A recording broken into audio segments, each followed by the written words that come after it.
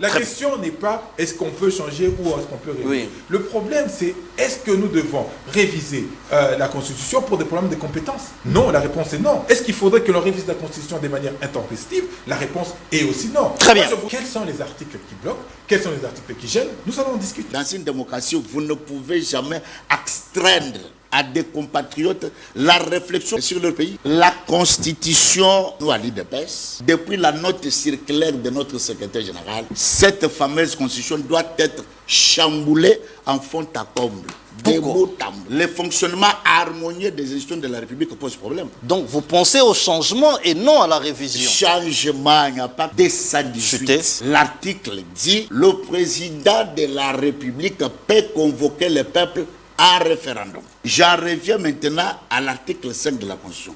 La Constitution stipule déjà la souveraineté nationale appartient au peuple. Ne pas faire comme l'UDPS qui est à la manœuvre pour mettre en place l'état de siège, mais qui, pendant ce temps, parle de révision constitutionnelle. L'UDPS qui est en responsabilité aujourd'hui, où une partie de notre territoire est sous emprise de l'ennemi, nous parle de la révision constitutionnelle. Mais c'est pour faire quoi? C'est pour récupérer les territoires? Est-ce que c'est pour opérationnaliser ou attribuer de nouvelles compétences aux uns et aux autres? La réponse est clairement non. Leur discours est contradictoire. M. Tshisekedi parle de la révision constitutionnelle. Oui. Mais vous nous parlez du changement de la Constitution. Qu'est-ce que vous voulez exactement? Nous votons les dirigeants. Nous vous donnons le pouvoir. Et le pouvoir de l'État sur les sols congolais, sur les territoires congolais, vous devez tout connaître à travers le pouvoir que vous détenez. C'est depuis les circulaires de M.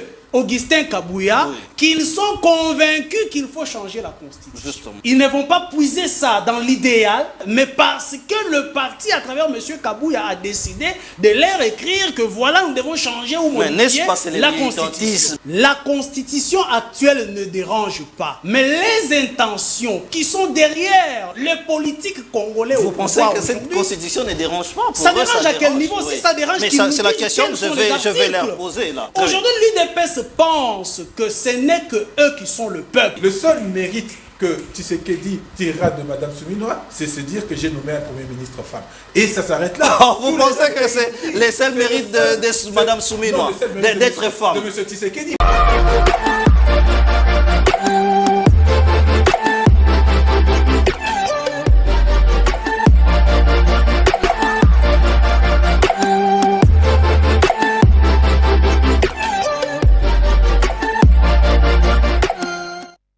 Madame, Monsieur, bienvenue, les rendez-vous, les grands rendez-vous, hein, les plus grands rendez-vous de la semaine. L'émission donc Vraie Version vient de commencer. Nous avons donc le plaisir et l'honneur de vous savoir très nombreux. Et ceux qui sont un peu distraits, dites-leur que la grande tribune, l'université du soir, les cours du soir a bel et bien commencé. Je peux vous assurer que vous aurez des réflexions très bien réfléchies parce que le casting est très bien fait. Ils ont répondu présent à notre invitation et nous avons donc Monsieur Edouard qui est de l'UDPS. Nous aurons Monsieur Yves Badjoko de l'ECID, parti cher à l'honorable président Martin Fayoulou. Et nous avons un journaliste que vous aimez bien, lui vous l'aimez parce qu'il est équilibré dans tout le sujet. Hein. Nous avions échangé sur des sujets culturels et c'était du waouh. Je peux vous assurer que cette vidéo-là tombe et maintenant à plus de 1 million de vues. Ça, c'est un honneur pour nous. Mais également, nous aurons la rousse Mouya de l'UDPS qui traîne encore les pas. De quoi il s'agira? Nous allons échanger sur la révision constitutionnelle et les 100 jours du gouvernement. Donc c'est une tribune et un débat où vous pouvez aussi interagir par message. N'appelez pas, écrivez-nous. Nous allons voir la mesure qui va nous permettre bien sûr de pouvoir vous lire et vous faire intervenir. Mais après, nos émissions continuent. Vous savez que nos émissions continuent sur Twitter, nos émissions continuent beaucoup plus sur TikTok. Oui, là, nous continuons nos émissions et sur Facebook. Nous continuons les débats, c'est-à-dire toutes vos questions. Nous essayons de répondre sur TikTok et nous essayons même de faire les lives hein, pour appeler d'autres invités, pour éclaircir les questions qui restent encore floues. Monsieur Edouard, bonsoir. Bonsoir mon très cher Didier, pour l'occasion et l'invitation. Il est temps pour moi de saluer mes co-débatteurs et aussi les téléspectateurs de cette grande émission, qui est la vraie version, c'est-à-dire la vérité tout haut. Je plaide à ce qui me concerne un débat républicain, un débat d'idées. En tout cas, élever un peu le débat pour nous permettre à ce que le téléspectateur de cette grande émission profite de nous, afin que nous les mettions au parfum de toutes les actualités du pays, de ce qu'ils connaissent déjà, mais nous voulons tout simplement y ajouter à ce qu'ils ont comme connaissance par rapport à la vie de notre République. Très bien. En face de vous, donc à ma droite, j'ai Yves Badioko, président de la Ligue des jeunes des décidés. Monsieur Yves, bonsoir et bienvenue. Bonsoir, je vous remercie pour l'invitation. Je tiens à honorer une promesse assez macabre parce que je pense à mes frères de Kishiché, de Kiwanja, de Rumagabu, de Lubero, aujourd'hui de Walikali, de Plateau de Bateke, de Kwamout, qui sont délaissés par les pouvoirs publics, qui sont délaissés à eux-mêmes, à la vindicte de l'armée rwandaise et de ses supplétifs, et que vous, journalistes, malheureusement, vous avez oublié comme le régime de M. Tshisekedi, et c'est dommage. Non, nous n'avons pas oublié. Vous savez que c'est tout le jour nous parlons de cette question de l'Est, où nous pensons que vous, politiques plutôt, vous avez une grande responsabilité. C'est nos journalistes qui ont d'ailleurs fait des révélations qu'il s'agit de Franck Diong qui aussi a acheté un billet pour qu'il gagne. On va en parler bien sûr, on va ouvrir les débats. Isaac Mutombo, vous journalistes, vous avez carrément oublié la question de l'Est. Bienvenue. Merci, cher Didier. Merci aux compatriotes avec qui nous allons partager ces plateaux. Je m'en joins aussi à M. Yves Badioko pour présenter mes condoléances à tous ceux qui perdent leurs frères, leurs sœurs, leurs mères, leurs pères à l'est de la République sous l'œil impuissant de Kinshasa. Mais aussi, si nous parlons de l'est de la République, nous ne devons pas oublier que les Kinois aussi, à Kinshasa ici, sont abandonnés à la merci de monsieur Didier, comment on l'appelle, Daniel Bumba. Vous avez vécu ce qui s'est passé il y a 3 jours à Kinshasa. Mais lorsque le monsieur sort, fait une sortie médiatique, au lieu qu'il vienne peut-être consoler et promettre quand même que la situation pourrait changer dans l'avenir, il vient encore blesser les Congolais à travers ces mots. Alors, je pense qu'il ne faut pas le tenir rigueur, parce qu'on a comparé des photos d'ici et de là, même à Paris, que c'est plus diluvienne, ça se passe partout d'ailleurs. Mais ça ne se passe pas dans les mêmes conditions comme ici. Nous avons eu une pluie de 2 heures seulement. Oh, oui. Si vous allez en Europe, on vous dira que ça a pris 2 jours, ça a pris beaucoup d'heures. Ici, donc, il y a eu 2 heures de pluie et nous avons connu ce que Kinshasa a connu, ce que nous avons connu là. Et si aujourd'hui, nous vivons de pluie de 2 jours comme nous le vivons souvent à Kinshasa, donc les Congolais, toutes nos maisons seront englouties. Très bien. Alors, nous allons commencer cette émission par cet événement où nous devons en parler parce que vous savez que les parlements, c'est parmi les grandes institutions que nous avons, mais il se passe maintenant sur les réseaux sociaux où il y a quelqu'un, un jeune homme qui s'est dit député national, qui a infiltré, voilà, il est là, il a infiltré donc cette institution. Il s'appelait en même temps député national, il était même à côté des députés, en même temps sénateur, en même temps lui-même il était prophète, mais nous pensons vraiment que c'est aussi des... Voilà, il est avec les professeurs Godem Poyi et Massang Molongo, l'ancien donc gouverneur de la banque. Quelle est la part de la responsabilité de nos dirigeants, commençant par les présidents de l'Assemblée nationale? Et il est même allé loin, il est allé voir même le président de l'Assemblée provinciale de Kinshasa pour se présenter comme sénateur. Je vais vous donner la parole, M. Douara. 1 minute 30 secondes, nous allons échanger. Est-ce que nous pouvons dire que l'infiltration est allée aussi loin, premièrement? Deuxièmement, est-ce que vous qui êtes de l'UDPS, vous ne vous sentez pas pointé du doigt, que vous n'êtes pas trop regardant par rapport à cette question de responsabilité et de sécurité? En tout cas, je dirais non, notre cher journaliste. Pourquoi? Parce que des questions touchant la sécurité relèvent vraiment des compétences de ceux qui en ont la maîtrise. Voyez-vous, s'il faut prendre un cas, illustrer ce cas, connaissant les États-Unis d'Amérique, pays réputé en grande puissance des armées, des sécurités, etc. Mais nous avons vu avec vous le 11 septembre, je crois, 2000 ou 2001, alors comment les terroristes ont attaqué foudroyement, et vous avez vu vous-même ce qui a été l'issue des Américains à cette époque-là.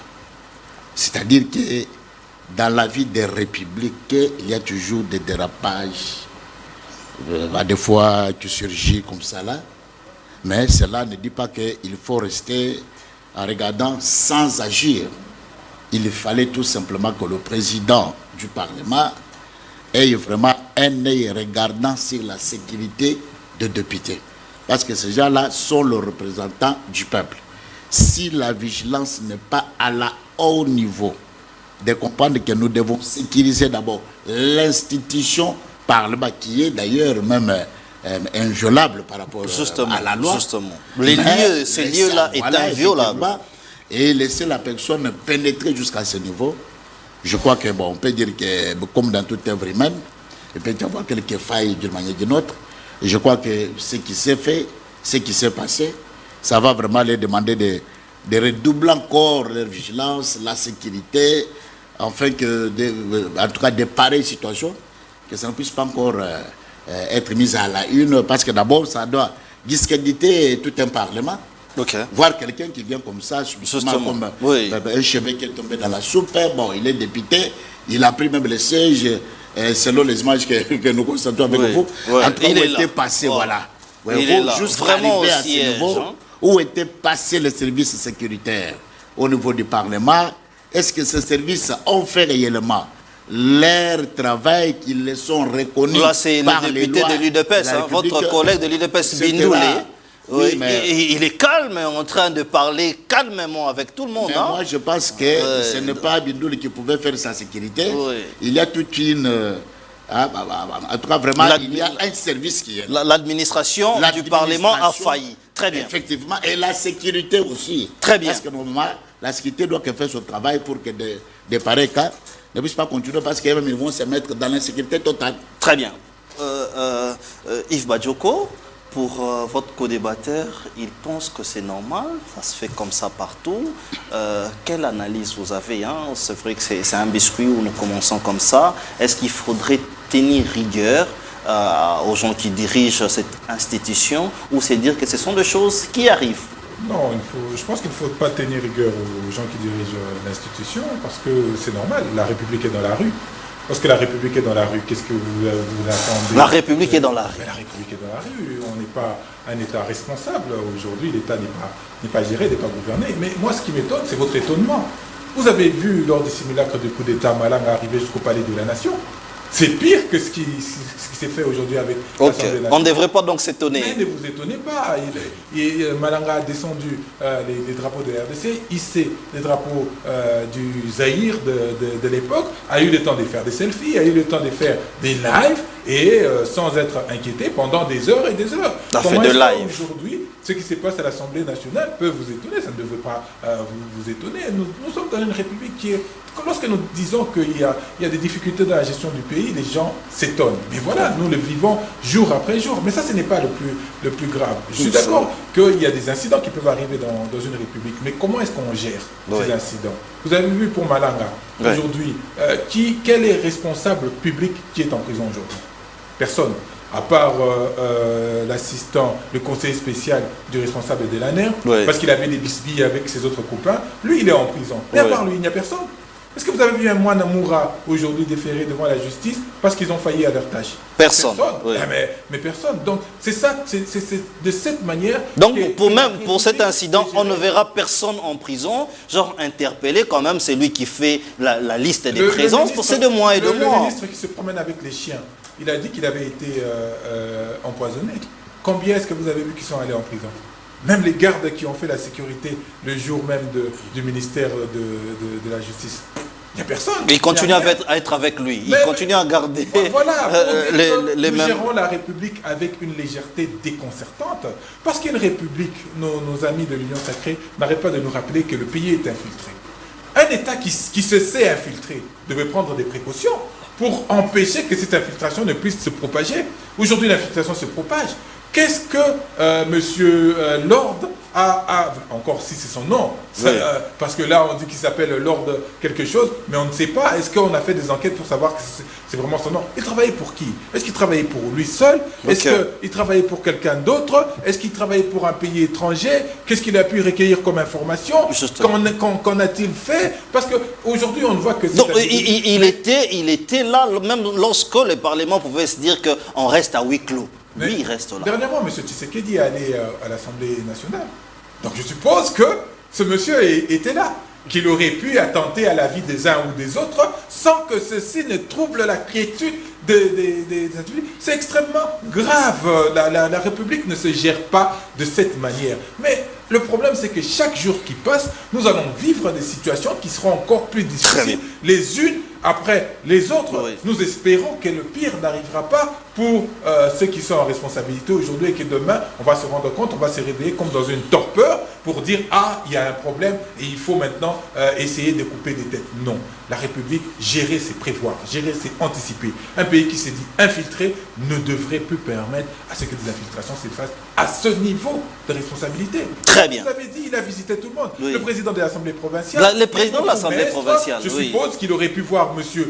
Kamere dans toute indifférence. Il aurait pu voir M. Lukonde dans toute l'indifférence. Il a vu M. Tshisekedi, alors que M. Tshisekedi était à l'Assemblée nationale, qu'aurait pu... Récemment, le président de la République a reçu les députés nationaux. Je ne sais pas s'il il faisait partie. Très bien. Isaac Mutombo, nous réfléchissons dans le même cadre d'idées. Est-ce que c'est le courage d'un jeune homme? Parce que je vois quand même d'autres personnes les féliciter pour dire que c'est un très bon courageux. Est-ce que l'Assemblée nationale a failli? Est-ce qu'aujourd'hui on peut se dire que l'infiltration a vraiment atteint un autre niveau? Qu'est-ce que nous pouvons dire par là? Non, Didier, c'est un événement qui fait rire les Congolais, mais il faut tirer très attention. J'ai entendu le premier intervenant dire que ça se passe comme ça ailleurs. Oui. Aux États-Unis, nous avons vu comment on a attaqué, comment on appelait encore l'immeuble là et tout. Mais nous, en République démocratique du Congo, nous avons un cas spécial où nous pleurons chaque jour de l'infiltration. Donc nous devrions avoir un peu de rigueur de ces côtés-là. Comment expliquer que l'Assemblée nationale, chaque jour, ils font l'appel nominal de ces députés nationaux? Justement. Pour savoir au moins que voilà, il y a tel député qui s'est absenté, tel député était à la plénière. Oui. Comment est-ce qu'ils n'ont pas pu dénicher cela? Okay. Ça signifie qu'aujourd'hui, peut-être dans cette Assemblée nationale, dans l'hémicycle de l'Assemblée nationale, nous avons des Rwandais, nous avons des ennemis du peuple qui assistent à des plénières. On nous prive, nous, Congolais, certaines images de l'Assemblée nationale disant que non, voilà, la plénière est en huis clos. À huis clos. On coupe le signal. Oui. Les Congolais sont privés de leur droit de suivre la plénière de l'Assemblée nationale. Mais il y a des gens qui viennent bonnement, qu'on appelle courageux en République démocratique du Congo. On les appelle courageux. On les appelle courageux, les Congolais sont en train de rire. Donc, si aujourd'hui... Parce que là, on ne se pose pas de vraies questions. Okay. Si aujourd'hui, les institutions de la République démocratique du Congo sont visitées comme ça, à combien plus forte raison le petit peuple que nous sommes, ne sommes-nous pas en danger en République démocratique du Congo aujourd'hui? Très bien. Ce sont des questions qu'on se pose. S'il faut faire un petit pas en arrière, donc s'il faut compter de voix qui ont fait voter Vital Kamerhe, il y a peut-être qu'il y a aussi cette voix. Aujourd'hui, vous savez compter les voix du bureau. En fait, s'il y avait 250 et qu'il y avait une voix qui a départagé, ça peut être la voix du monsieur. Il y a des dénonciations il y a quelques jours passés d'une ONG qui a dénoncé qu'à l'Assemblée nationale, actuellement, on paye 513 députés au lieu de 500 députés. Oui, peut-être que ces messieurs faisaient aussi partie de ces 13 députés fictifs. Très bien. Ce n'est pas le débat, mais c'est tellement sérieux. Dans un plateau comme ça, nous devons chercher la vérité. Monsieur le président de l'Assemblée nationale, sachez que sur les voix qui vous ont fait élire, vous avez certainement festoyé, mais il y a la voix de ces messieurs-là. Hein? Il vous a voté, parce que vous étiez voté à l'unanimité, monsieur Kamere. Donc, il y a la voix de ces messieurs-là. Alors, nous allons, ce n'est pas le débat du jour, hein. Peut-être que monsieur Edouard va recadrer, mais nous parlons de la révision constitutionnelle. Quelle opportunité aujourd'hui, vous, UDPS, vous soulevez ces grands débats qu'il faudrait réviser la Constitution. Beaucoup vont plus loin pour dire qu'il faut même changer cette Constitution-là. Est-ce que vous voulez garder Vital Kamerhe, vous voulez garder Félix Antoine Tshisekedi, excuse-moi pour les lapsus. Qu'est-ce que vous avez derrière cette idée-là de la révision constitutionnelle? Vous avez même votre Constitution. Vous avez 5 minutes par rapport à cela. En tout cas, avant de revenir à votre question, laissez-moi rencontrer ce que j'ai entendu sur ce plateau, où les amis sont en train de désorienter l'opinion publique. Ok. Cher Didier, oui. La question touchant la sécurité d'un pays, c'est à nous tous. Ok. C'est à tout le peuple. Oui. Ok? Ok. C'est-à-dire comment le peuple s'imprègne par dénonciation, par un éveil patriotique, oui. Et aussi même par l'amour du patrie. Ok. Voilà pourquoi on nous appelle les patriotes. Oui. Parce que nous avons la mère patrie, dont tous nous sommes les gestionnaires en première position. Ok. Parce que ceux qui nous dirigent là, c'est nous qui leur donnons le mandat de diriger.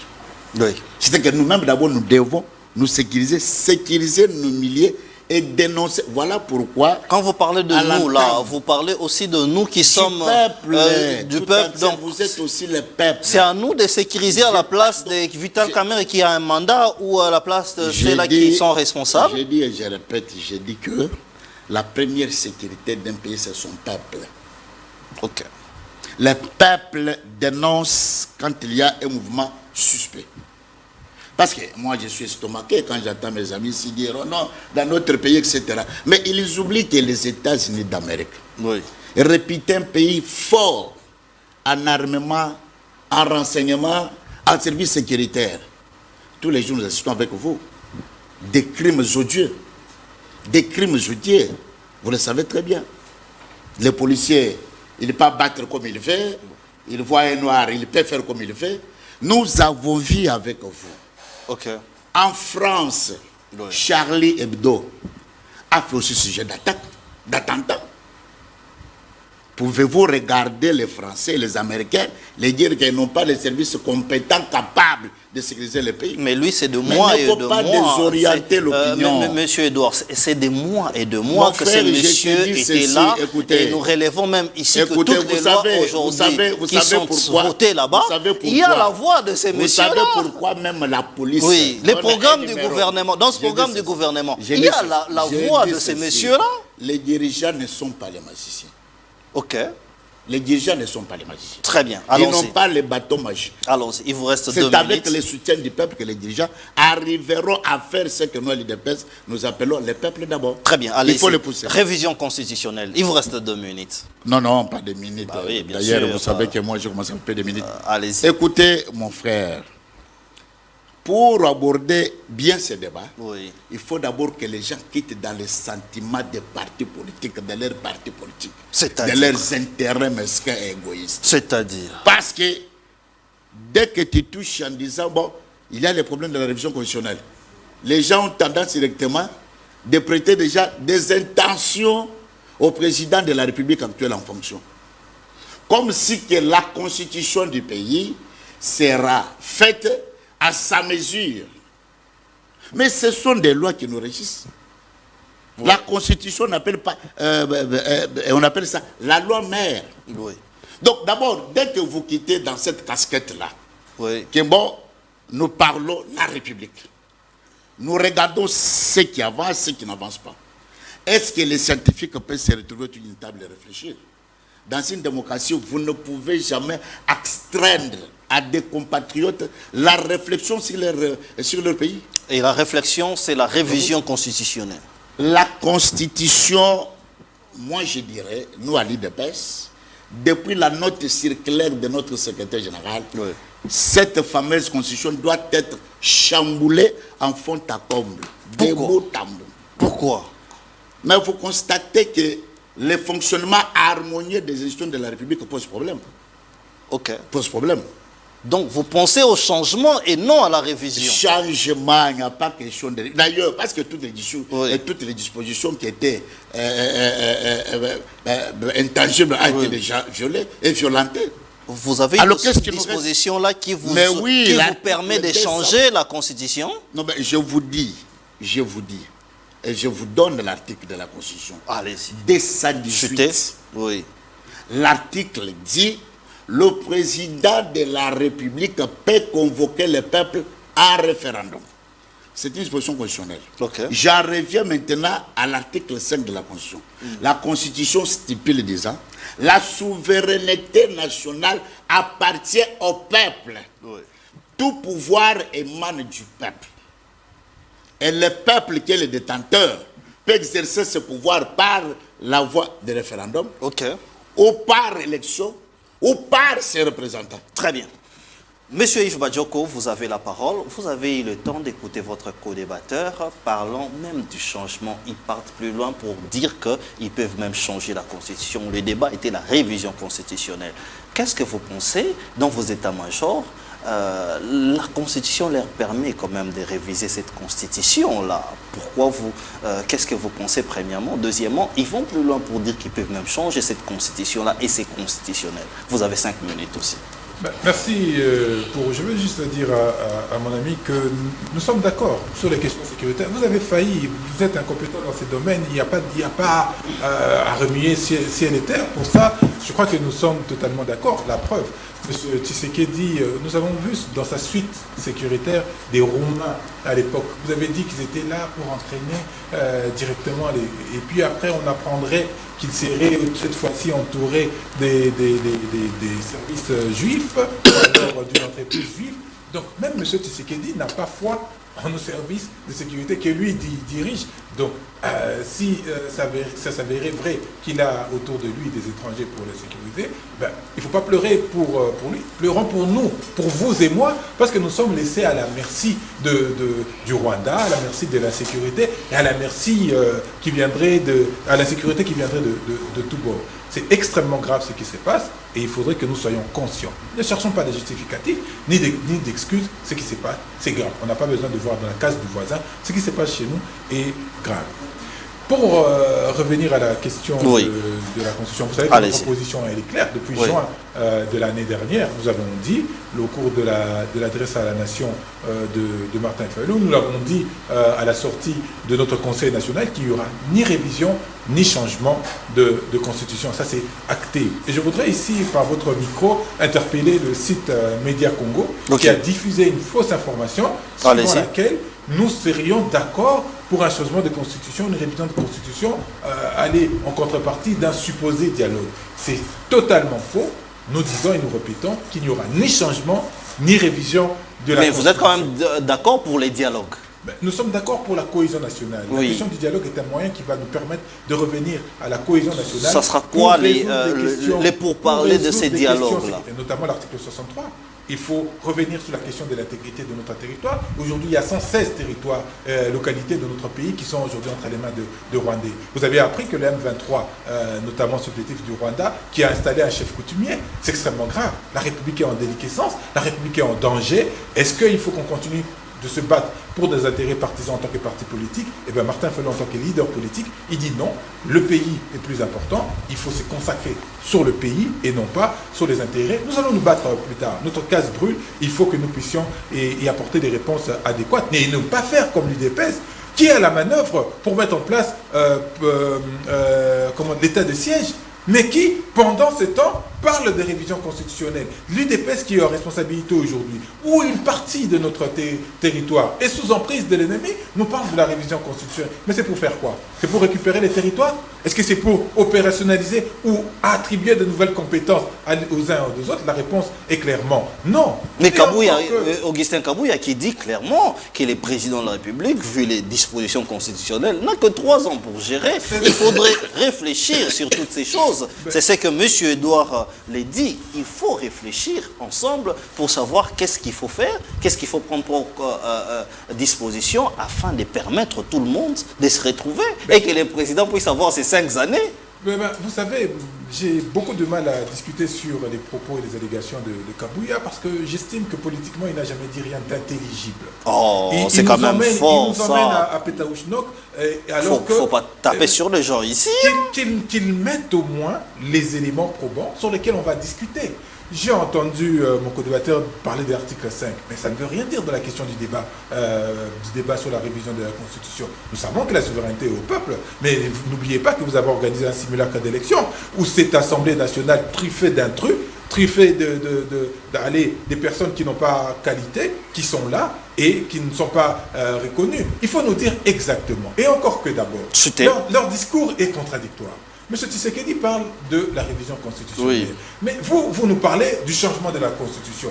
Qu'est-ce que vous voulez exactement? Mais ils disent que ce n'est pas impossible de changer cette Constitution. Le changement de Constitution n'est pas inconstitutionnel. C'est ce qu'ils disent. Sache ce qu'ils veulent. Est-ce qu'ils veulent réviser? Est-ce qu'ils veulent changer la Constitution? Et là, on pourra suivre sur le débat. La question n'est pas est-ce qu'on peut changer ou est-ce qu'on peut réviser. Oui. Le problème, c'est est-ce que nous devons réviser la Constitution pour des problèmes de compétences? Non, la réponse est non. Est-ce qu'il faudrait que l'on révise la Constitution de manière intempestive? La réponse est aussi non. Très bien. Moi, je voudrais aujourd'hui, ici sur ce plateau, nous avons deux camarades de l'IDPS qui nous disent exactement quels sont les articles qui bloquent, quels sont les articles qui gênent. Nous allons en discuter. Très bien. Alors, Larousse Mouya, vous êtes de l'UDPS, je vais donc vous prendre directement comme ça. Dites-nous un peu, situez les peuples, vous avez parlé de la Constitution. Vous voulez la changer? Vous voulez la modifier? Qu'est-ce que vous voulez? Si vous voulez la modifier, qu'est-ce qu'il faut modifier là-dessus? Est-ce que le moment est bien choisi? Vous avez la parole, vous avez aussi 5 minutes. D'accord. Merci à vous de me recevoir et merci à chacun d'entre nous sur ce plateau. J'ai entendu mon frère Yves Badjoko intervenir. Il a parlé de questions de sécurité, il a parlé de questions de la Constitution et tout le reste. Mais il parle beaucoup sur la sécurité, spécifiquement. Je vais revenir sur leur contradiction, sur les questions de la révision du changement de la Constitution, que son leader a toujours défendu d'ailleurs. Avant qu'on aille aux élections présidentielles, son leader, dans le pacte qu'ils avaient signé avec Moïse Katumbi, j'en rappelle à sa mémoire, dans ce qu'ils avaient signé comme traité, c'était qu'ils vont prendre les élections une fois élus, et ça sera pour refaire les institutions de la République, les lois, spécifiquement la loi fondamentale, la Constitution, 2 ans après, vous vous en souviendrez. Okay. Donc dire que Martin Fayoulou est décidé et contre le changement, la révision de la Constitution, alors c'est ne plus savoir de quoi est-ce que vous parlez. Mais après, ça ne m'étonnerait pas. L'idéologie de votre mouvement a toujours été ballottée par-ci, par-là, on ne sait pas spécifiquement ce que vous voulez. Même dans la question du dialogue demandé par M. Martin Fayoulou, la question spécifique, au fond, c'était qu'une fois dialogué, on doit réformer les institutions de la nation, spécifiquement la Constitution. Vous spéculez ou on ne spécule pas. Il a toujours voulu ça, il a toujours demandé ça. Il ne faut pas prêter à Martin Fayoulou des intentions, alors qu'il a un représentant ici sur les plateaux qui n'est pas les moindres. Qui n'est pas les moindres. Oui, c'est le président de la Ligue des Jeunes. Allez-y, je vous relance. Je connais mon ami Badjoko, donc il peut faire litière sur la question et il comprendra que je ne raconte pas de faribole. Et pour le reste, je vous ai entendu sur la question de la défense. Ok. Mais je retrouve plus la posture. Je ne trouve pas un patriote. Nous, on a hérité d'un pouvoir qui était entre le maître d'un dictateur, qui ne nous a pas fait de cadeau. Mais quand il fallait défendre la patrie, on était là. On n'a jamais appelé les gens à prendre les armes contre lui. On considérait que c'était notre président, en dépit du traitement qu'il nous réservait. Vous considérez Kabila comme président? Il était président de la République, disons-le comme ça, les choses de manière officielle. Il dit une chose que l'honorable Augustin Kabouya n'a jamais dit quelque chose d'intelligible. Moi, ça me choque, des attaques sur 2 personnes. Moi, je ne considère pas ça comme étant une sorte d'élégance en politique. Moi, je suis parmi les jeunes gens qui sont dans son entourage. Votre leader parle du patriotisme. Vous parlez du patriotisme. Mais la question n'est pas que le patriotisme, c'est un mot parfois vague. Le patriotisme, il faut le vivre. Je vais dire ici, nous tous ici autour de cette table, dans cette salle magnifique, climatisée, moi je vais dire, même tous ceux qui sont dans l'Assemblée nationale, il n'y a pas quelqu'un de plus patriote que celui qui prend les armes pour aller combattre contre l'ennemi. Il n'y a pas quelqu'un de plus consciencieux sur la question d'ordre patriotique que celui qui appelle les jeunes gens à s'enrôler dans l'armée pour aller défendre la patrie. Les FARDC ont relancé le processus d'enrôlement dans l'armée. Je n'ai pas entendu quelqu'un de votre bord, je n'ai pas entendu quelqu'un de votre bord appeler les jeunes gens que vous appelez parfois à aller manifester, parfois à aller accueillir votre leader. Je n'ai pas entendu une voix s'élever dans votre camp pour appeler les jeunes gens à s'enrôler dans l'armée massivement. Okay. Je vous rappelle que depuis que le chef de l'État est arrivé au pouvoir... Vous voulez qu'ils encouragent les chefs de l'État alors que ce qu'ils vous disent, vous n'écoutez pas aussi. Ils vous disent que les élections sont mal organisées. Là, vous ne suivez pas. Ils vous disent, ils ont des choses à vous dire aussi. Alors là, la question, je vous ai rappelé comment est-ce qu'on n'avait jamais prêté la main forte à l'ennemi parce qu'on n'était pas en odeur de sainteté avec Joseph Kabila. Okay. Quand la question est patriotique, on ne regarde pas quelle est la casquette qui dirige, au fait. Okay. La question, c'est la nation d'abord. Donc voilà, ils ont ces discours-là. Donc la nation d'abord. Donc voilà. Et le seul secrétaire général d'un parti politique en RDC, le seul qui a eu à faire la tournée, pas qu'à Kinshasa, sur le plan national. Renseignez-vous, c'est l'honorable Augustin Kabouya. Je n'ai pas aimé 5 minutes.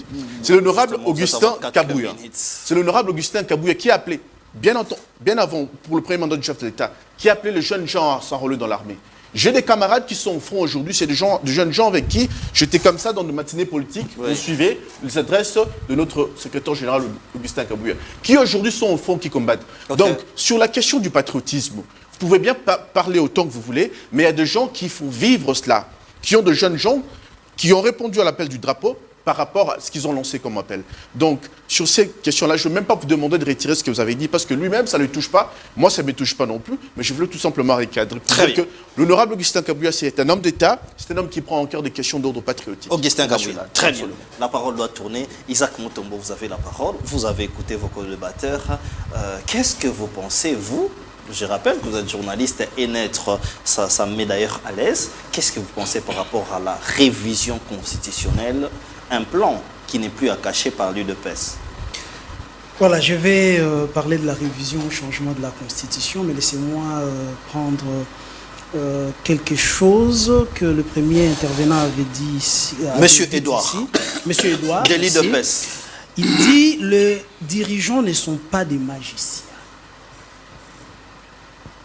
Monsieur Edouard, lorsque vous allez aux élections et que le peuple vous fait confiance, vous avez le pouvoir de l'État.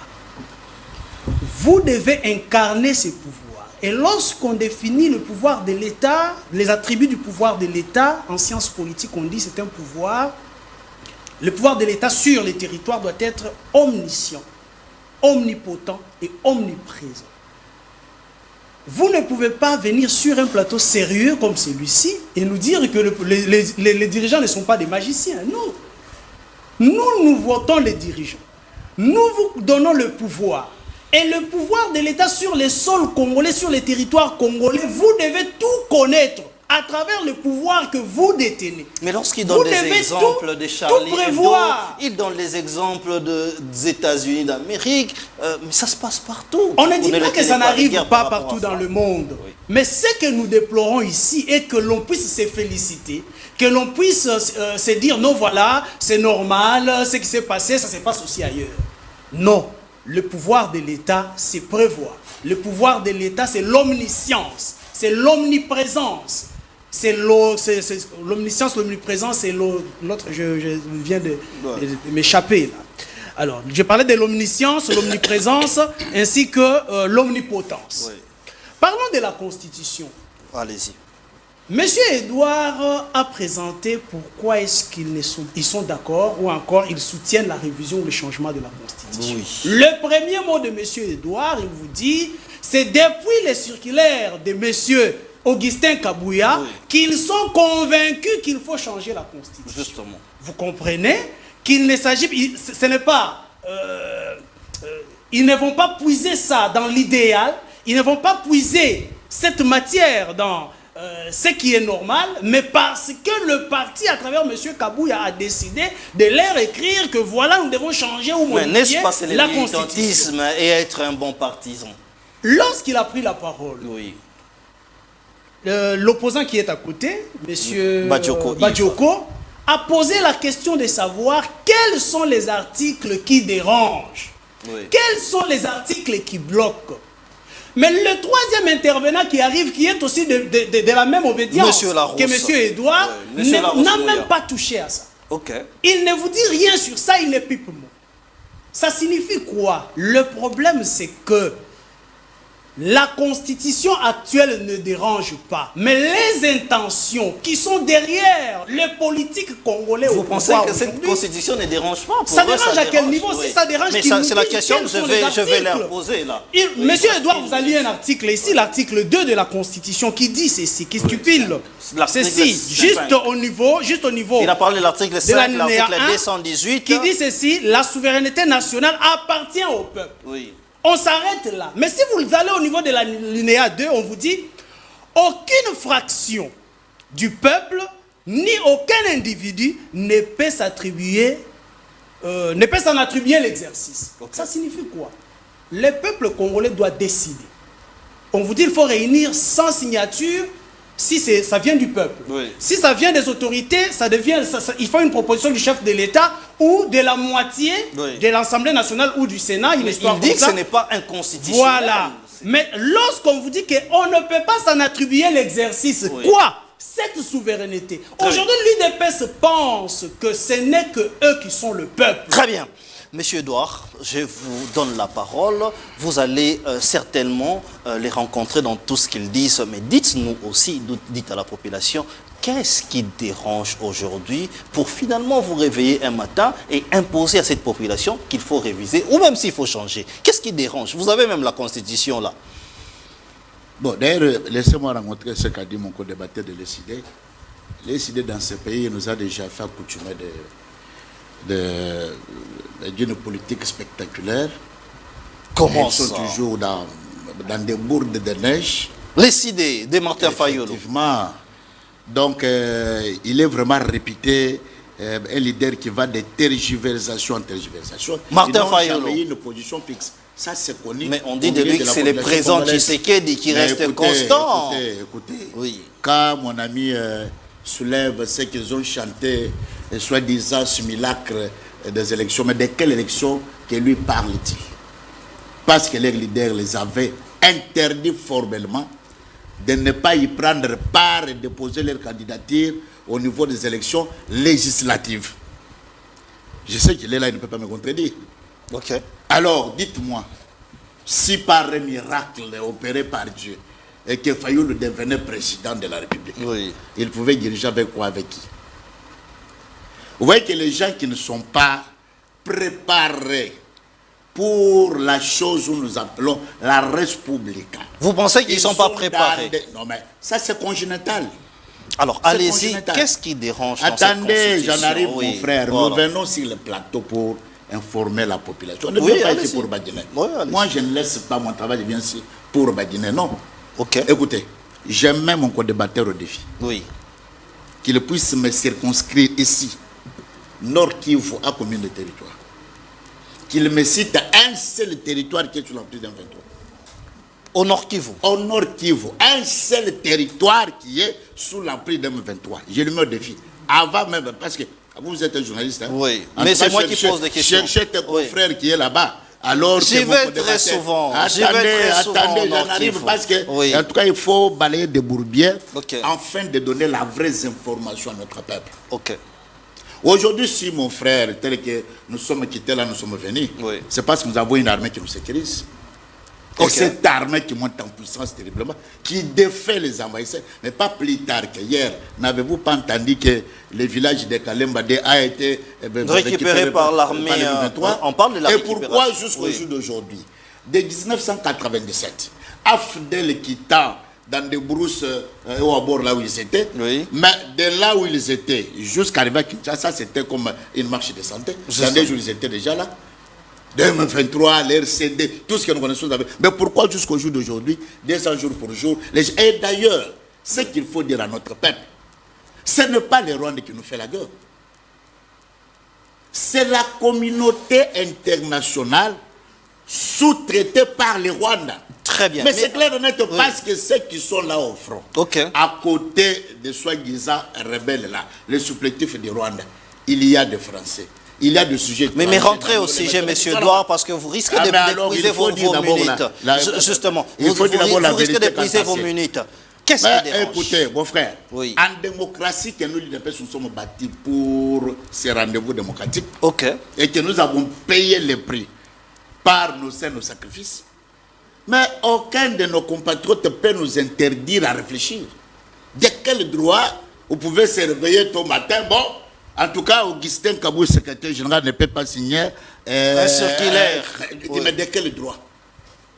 Est-ce que chambouler la Constitution, Oui. c'est la première fois dans notre pays? Alors comment ça devient sujet tabou?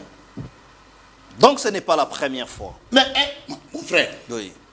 d'abord, je vous ai dit ici, vous voyez dans leur tête, quand vous voulez recueillir la parole, ils disent qui? Mais qu'est-ce Le qui président dérange? de la Quelle est la République. disposition qui Je dérangerait? vous dis Et que- aussi vos je vous rencontres, dis- je vais passer par eux, je mais vous dis- dites je vous dis- aussi, je vous dis- qu'est-ce qui vous dérange dans cette constitution actuelle? Mais Parce il que y a- l'opposition dit ceci, pour donner à manger aux Congolais. Est-ce qu'il faut changer la constitution?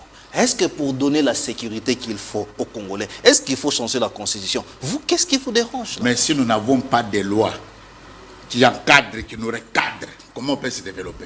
Très bien. J'ai un article ici que je recommande à mes amis de lire pour comprendre la difficulté que nous avons dans cette fameuse constitution. Nous avons l'article 91 de la Constitution. Cet article dit: les premiers ministres définissent la politique de la nation en concertation avec le président de la République. Et il assume la responsabilité. Mais lorsque vous suivez Ok. les gens qui viennent sur vos plateaux, Oui. vous parlant que l'UDPS n'a droit de réfléchir pour chambouler cette fameuse constitution, ils vous disent les pains, les ceci, les cela. Mais qui définit la politique de la nation? C'est le Premier ministre du oui. gouvernement. Qui est d'élu de Et fait. qui assume la responsabilité. Ok. Mais effectivement, c'est lui qui a la politique. Très bien. Mais ils vous diront que le président de la République doit rendre son compte ou bien il doit faire le bilan devant le peuple. Mais tout en oubliant que la politique de la nation Oui. est définie par le gouvernement. Très bien. Alors, la parole doit tourner. Yves Badjoko, on a parlé suffisamment de votre parti pour traiter même que votre président n'a pas... Qu'est-ce qu'il a dit? Il a dit qu'il est un peu versatile en politique et tout ça, tout en disant qu'il faut réfléchir aussi sur la Constitution. Je vous donne la parole de répliquer. Vous allez aussi répliquer. Nous allons faire le tour de la parole. Ensuite, nous allons changer les sujets. Allez-y donc. Moi, mon co-débatteur Larousse a évoqué notre position de 2019. Déjà en 2019, nous n'avons jamais dit que nous allions aller changer la constitution. Non, nous avions dit que nous allons refaire les élections 2 années après, parce que ce qui s'était passé était un hold-up électoral et que nous ne pouvons pas l'accepter. Ça, c'est clair. Et Refaire les élections. Oui, mais ce n'était pas changer la Constitution. Martin Fayou, à l'époque, avait la latitude 2 années après de démissionner de ses fonctions pour pouvoir permettre l'organisation d'autres Donc élections. Martin Fayou Donc, allait démissionner la question- comme président et puis refaire je vous comprends, vous êtes tellement estomaqué et surpris Ok. qu'on ne peut pas faire preuve d'une telle grandeur. Ok. C'est ça notre objectif, pour remettre le jeu politique. Ça sera une première. Pour remettre le jeu politique en ordre. J'ai entendu mon ami Edouard qui décidément est en contradiction avec M. Tshisekedi, parce que M. Tshisekedi a dit que c'est Kabila qui faisait la guerre à la RDC. Donc vous êtes en totale contradiction avec M. Tshisekedi et ça m'inquiète quand même un peu. Il dit on nous allions diriger avec qui? Qu'est-ce qui s'est passé au Sénégal aujourd'hui? L'Assemblée nationale a été dissoute, tout simplement, pour refaire des élections, pour permettre au gouvernement actuel de pouvoir se chercher une majorité. Qu'est-ce qui s'est passé en France? L'Assemblée nationale a été dissoute. Le problème, c'est que vous n'avez pas... Allez, bon, j'allais utiliser un terme un peu vulgaire, Bon, mais vous n'avez pas soyez suffisamment les ressources pour prendre des décisions difficiles, mais des décisions qu'il faut pour la République. C'est pourquoi est-ce que nous nous retrouvons aujourd'hui dans cette situation. Mais encore une fois, je veux que vous posez sur la table des éléments qui Oui. dérangent dans la Constitution pour que nous puissions en parler. Vous avez pris le temps de parole, mais vous n'avez rien dit qui dérangeait effectivement la gestion, le fonctionnement. Mais il a dit qu'il y a beaucoup de pouvoir. Il a dit par exemple qu'il y a beaucoup de pouvoir qui est donné à la première ministre, ou la première ministre qui n'a pas un mandat, mais c'est elle qui définit même la politique de la gestion. Il a dit par exemple ça, c'est suffisant. Mais la politique de gouvernance que le Premier ministre ou la Première ministre devant l'Assemblée nationale découle de quoi? Elle découle du projet de société du candidat président qui a vendu au peuple et qui a été élu sur cette base. Mais lorsque Mme Souminoua passe, elle vous parle des 6 piliers. Qui est-ce qui a parlé des 6 piliers? C'est bien M. Tshisekedi. Donc, il ne faut pas aller se cacher derrière le petit doigt. Non, M. Tshisekedi porte in fine la responsabilité. C'est qui le patron de l'exécutif? Pas du gouvernement. C'est bien M. Tshisekedi, celui qui dirige le Conseil des ministres, celui qui définit les orientations, celui qui oriente. Et aujourd'hui, nous sommes dans une situation bien pire. Parce que M. Tshisekedi dirige toutes les institutions. Vous avez vu quand il y a eu blocage à l'Assemblée nationale. Qu'est-ce qu'il a dit? Il a dit, allez, faites le vote. Ils ont fait le vote. Lorsqu'il y a eu blocage au Sénat, qu'est-ce que M. Kabouya, vous ne voulez pas qu'on parle de M. Kabouya, mais désolé. Donc vous pensez que cette constitution est parfaite? Et nous devons parler des uns et des autres. M. Kabouya, qu'est-ce qu'il a dit? Il a dit nous allons attendre des orientations de l'autorité de référence. Et l'autorité de référence a donné des orientations. Donc c'est M. Tshisekedi qui porte la responsabilité de tout. Et encore que même dans cette constitution qui consacre un régime semi-présidentiel. Lorsque vous avez la majorité au niveau de l'Assemblée nationale, au niveau du Parlement, eh bien, le régime se transforme en un régime présidentiel. Nous le vivons pleinement. Il ne faut pas se cacher. Mais encore une fois, moi je veux que vous mettiez des évidences sur la table, des articles qui dérangent, qui doivent être changés, qui doivent être modifiés. Et ainsi on pourra discuter parce que jusque-là, je n'en ai pas eu. Très bien. Alors, Larousse Mouya, vous avez la parole. Ensuite, nous allons quitter ce sujet. Oui. Je commence mon propos par terminer sur un faux débat, la question de ce jeune monsieur, là, le faux député. Oui. On explique les institutions du pays sont pas assez suffisamment outillées et tout. Il ne faut pas plus perdre le temps. Mais de quoi est-ce que l'on parle pour parvenir jusqu'à condamner les institutions de son pays pour cette question? Savez-vous comment on l'a appréhendé? Savez-vous qui était derrière lui? Savez-vous qui est-ce qui a initié la démarche pour qu'on puisse mettre la main sur lui? Vous ne savez rien de tout ça. Donc, mais ça a pris beaucoup de temps. On en a parlé au début, mais ça a pris combien de temps? Les messieurs, je vous rappelle ici qu'il a voté pour Kamere. S'il y a des gens qui ont voté pour les bureaux en place, il en fait partie. Il y a des agents de l'ombre qui n'ont pas besoin de la publicité, spécifiquement ceux qui sont dans notre agence nationale de renseignement. Okay. Spécifiquement ceux qui travaillent dans notre agence nationale de renseignement. Okay. Ils n'ont pas besoin de publicité. Mais parfois quand on parle, mettons-nous en tête que nous avons des services qui fonctionnent. Très bien, mais allons-y au sujet. On peut pas revenir. Sur la question de... Qu'est-ce qui dérange? Mettez sur la table aujourd'hui, qu'est-ce qui dérange? J'entends mon ami... Est-ce que vous voulez changer les mandats? Vous voulez profiter du changement? En ce qui me concerne, okay, je suis pour un changement de fond en comble. En ce qui me concerne. C'est-à-dire des changements de la Constitution. Alors, j'ai écouté catholiquement mon ami Badjoko qui explique que nous sommes dans un régime présidentiel de fait. Ok. Vous l'avez entendu? Oui. Il a expliqué que nous sommes de fait dans un régime présidentiel. Oui, c'est ce alors comment on peut tolérer d'être dans un régime présidentiel de fait alors que la Constitution consacre un régime semi-présidentiel? Je vais partir sur une question, moi, qui me dérange profondément, mais je ne sais pas. Tout patriote doit bondir en lisant cet article. C'est l'article 217 qui dit que la République a le droit de signer des accords de partenariat avec d'autres entités, déléguant une part de sa souveraineté. Oui. Qu'est-ce que c'est qu'une nation? Pour nous autres qui nous voulons patriotes, qu'est-ce que c'est qu'une nation sans souveraineté? La souveraineté, elle est pleine, elle est totale et entière, ou elle n'est pas, il n'y a pas de souveraineté partielle. Ok. Les chefs de l'État étaient élus fin décembre, installés fin janvier, tout ce qu'il y a comme timing qui bloque la machine pour l'ascension du gouvernement, en ce qui me concerne, cette constitution de belligérant ne cadre pas du tout à notre ambition de grandeur. Pour moi, elle doit être changée des fonds en comble. Très bien. Alors, nous allons commencer par Isaac Mutombo. Parlons du 100 jours du gouvernement. Est-ce que c'est convaincant ou pas? Nous n'avons plus assez de temps, mais la population veut aussi savoir la lecture de ces gens. Est-ce que il faudrait aujourd'hui penser au remaniement, ou soit à cette histoire des consultations que parle Martin Fayulu, il faudrait s'appuyer aussi sur l'échec ou les prouesses de ces gouvernements? Vous avez 3 minutes à tous, nous réfléchissons sur ça, et puis nous allons céder l'antenne. Oui, je vais commencer par l'article 217. Je touche un peu et on va passer à autre chose. Quelques secondes. L'article 217 qui parle de céder... la République démocratique du Congo peut conclure des traités et accords d'association et de communauté ou des communautés comportant un abandon partiel de sa souveraineté. Oui. Est-ce que cet article peut poser problème? Ça se passe comme ça dans tous les pays. Lorsque nous allons citer, attendez, Monsieur Larousse, lorsque nous signons les accords au niveau international, par exemple les accords de libre-échange, ces accords exigent que vous puissiez céder une partie de votre souveraineté. Pourquoi?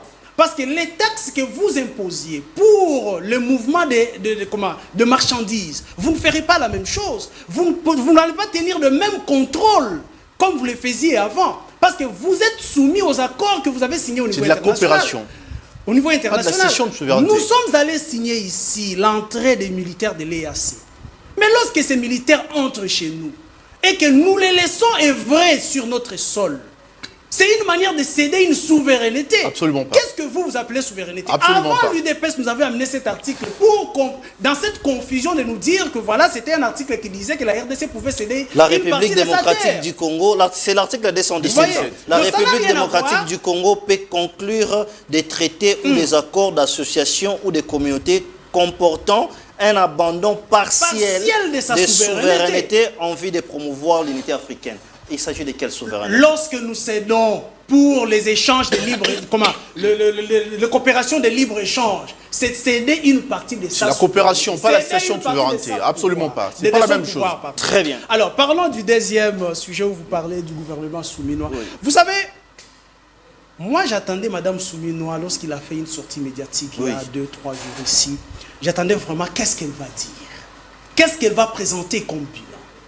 Madame Judith Souminois a pris ses pouvoirs, ou encore est devenue première ministre après Samalou Kondé. Les Congolais ont déploré comment Samalou Kondé était un premier ministre de bureau. C'est ce que nous constatons aujourd'hui. Samalou Kondé était un ministre de bureau, ce n'était pas poser un la excellent question aux premier Congolais, ministre. poser la question aux Congolais. À part ceux qui sont au pouvoir, qui peuvent dire voilà le budget et autres, mais tout Congolais sait que M. Samalou Kondé était un premier ministre de bureau. Il a organisé et c'est ce que nous constatons avec Mme Judith Souminois aujourd'hui. Quel est le secteur qui essaye de marcher aujourd'hui? Le secteur sécuritaire. Il a trouvé Bounagana entre les mains des M23. Aujourd'hui, il y a combien de territoires de la République démocratique du Congo entre les mains des ennemis? Est-ce que ce n'est pas plus que ce que Samalou Kondé avait laissé? C'est ça le bilan de Mme Judith Souminois Toulouka. Lorsque vous parlez du social, parlons du panier de la ménagère. Est-ce que les choses ont eu à évoluer sous Mme Judith Souminois Toulouka? C'est le chaos aujourd'hui. Stabilité de la monnaie, ça vous ne dites pas aussi. Attendez, vous parlez stabilité, stabilité de la monnaie, mais allez voir sur les marchés. Ça a quel impact? Lorsque le prix continue à grimper, les carburants. Lorsque le prix continue à grimper, est-ce qu'on peut vanter une stabilité pareille les carburants qui étaient à 3400, aujourd'hui qui est à pratiquement 3000 ou 2000. Avec quel impact sur les prix des transports? Très bien. Ça reste le même. Très bien. Alors, M. Edouard, les gouvernements, votre gouvernement de l'UDPS, aujourd'hui, vous en êtes fiers lorsque la population ou vos co-débatteurs disent que ça n'a rien changé sur le social des Congolais. Ils ajoutent encore plus que Mme Souminois est une première ministre des bureaux. La preuve, les enseignants ne partent pas, les élèves ne partent pas à l'école. Vous avez 3 minutes. Chers journalistes, vous savez, il faut arrêter avec cet intégrisme qui nous avilit. C'est-à-dire, les gens croient que les lois du pays, les constitutions des pays du monde entier doivent être faites ou établies sur leurs mesures parce qu'ils ont besoin de faire telle ou telle chose. Mais non. Voyez pourquoi nos amis de l'opposition, sans proposition concrète, vous voyez comment mon ami Badjogo, en tout cas, il est peine de vous citer même un article tout simplement. Et pourtant, moi, je vous ai fait voir ici l'article 91. Ça prouve à suffisance effectivement que la machine en tout cas grimpé. Il n'y a pas un fonctionnement harmonieux. Donc vous dites que Yves Badjogo peine pour citer les articles. Pas les articles, mais nous les mettons sous les yeux. Ok. J'évoquais l'article 5, j'évoquais l'article 218. À la prise de parole, je lui ai évoqué l'article 218. Mais tout ça, en tout cas, sont en train de peiner parce que et leur opposition, bon, En tout cas, il faut comprendre que l'UDPS a déjà épousé tout ce qui était comme l'opposition dans ce pays. Vous ne croyez pas à leur opposition? Est-ce que vous savez, allez-y, quand nous sommes en train de parler il vous reste une sur minute. cette histoire, attends, j'en arrive là-bas. Ouais. Nous avons l'article 70 de cette constitution. Oui. L'article stipule en soi. Le président de la République est élu au suffrage universel direct. Oui. Il a un mandat de 5 ans, renouvelable une seule fois. Prenons le cas du régime de triste mémoire qui nous a précédés. Oui. Et ce régime a-t-il respecté cette disposition de la Constitution? Kabila a fait combien de mandats? Mais il en a triplé. Il a triplé Il le en mandat. a triplé. Oh, vous en... Parce que les élections, si réellement si l'esprit et le respect des tests étaient dans les chefs de Kabila, les élections pouvaient être organisées en décembre 2016. Ok. Il n'a pas organisé ces élections à ce délai constitutionnel. Il fallait que mes compatriotes, notamment Rossi Mukendi part, Thérèse Kapangala part, et que l'UDPS pousse la machine, parce que l'UDPS, en tout cas, c'est une machine politique. Très bien. Un rouleau compresseur. Quand Voilà, nous mettons, en tout cas, l'adversaire doit revenir. Mais écoutez, oui, il vous reste 30 j'en arrive il vous reste à ce qu'a 30 dit mon ami. secondes. Oui, on n'a plus assez de Mon temps. frère, il faut retenir une chose. La République, c'est quoi? La République, c'est nous tous. C'est notre vouloir vivre ensemble. Voyez-vous? C'est-à-dire que ceux qui nous dirigent, on ne Ça, c'est votre les mandats. définition de la République. Non, mais je vous dis, la République, c'est nous tous. Allez consulter. C'est nous tous, c'est notre, en tout cas notre façon, notre manière de vivre ensemble Les us et coutumes. de nous partager équitablement nos ressources. Très bien. Donc c'est-à-dire que nous devons, en tout cas, être derrière le gouvernement. Mais vous êtes en train de parler de Gilles Souminois. Très Mais bien. 100 jours, mais il y a beaucoup de succès. Ah Parce bon? que quand la dame est arrivée, elle a posé le diagnostic. Ok. Il fallait d'abord maîtriser le cadre macroéconomique. Aujourd'hui, vous êtes en train d'en parler. Mais pourquoi vous ne parlez pas sur le taux d'échange maîtrisé? Ok. Vous êtes en train de dire ici, par rapport au problème de la baisse des prix du carburant, Oui. à 2900 quelques. Bon, en tout cas, est-ce que c'était fait pour Mme Judith? Les élèves vont-ils à l'école? Non, mais mon depuis frère, que la rentrée mais a est-ce que commencé? vous croyez que la République démocratique du Congo, avec tous les défis qu'il a, c'est à un bateau magique que tout doit se faire à un... Ok, il faut sacrifier la vie des Mais élèves, je c'est vous ça que dis vous dites? Je vous dis que Très le bien. développement d'un pays, Oui. ça s'inscrit dans la durée. Très bien. Très bien, les monsieur régimes Edouard. qui ont La précédé. parole doit tourner. Yves Badjoko, on est presque à la fin de l'émission. Vous allez certainement les rencontrer en 2 minutes. Hein. Nous allons relancer ce débat. Je Il n'y sais a pas de que- problème oui, sérieux allez-y. de relancer ce débat, mais je vais lire l'article 96 de la Constitution du Sénégal. La République du Sénégal peut conclure avec tout État africain des accords d'association ou de communauté comprenant abandon partiel ou total de souveraineté en vue de réaliser l'unité africaine. L'article C'est 96 de... Là, vous parlez de la Constitution Nous du n'avons pas Sénégal. le temps, vous Ça, prenez- c'est vous partout. prenez une minute. Allez-y. L'article 45 de la Constitution du Bénin. L'article 53 de la Constitution française. Ce sont des articles similaires. C'est pourquoi ces articles existent. Parce que vous avez au moins évoqué quelques articles. C'est effectivement pour permettre à ce que certains accords puissent être réalisés. Est-ce que vous avez de la souveraineté sur l'ambassade de la France aujourd'hui, dans votre pays? Est-ce que vous avez une souveraineté sur l'ambassade des États-Unis? Vous n'avez pas de souveraineté sur l'ambassade des États-Unis. Parce qu'effectivement, c'est pour permettre les relations internationales pour qu'elles existent. Ça ne veut pas dire qu'on va vendre notre pays. Ça ne veut pas dire qu'on va vendre notre République. Tout à l'heure, mon ami évoquait ici la question des frontières de la République.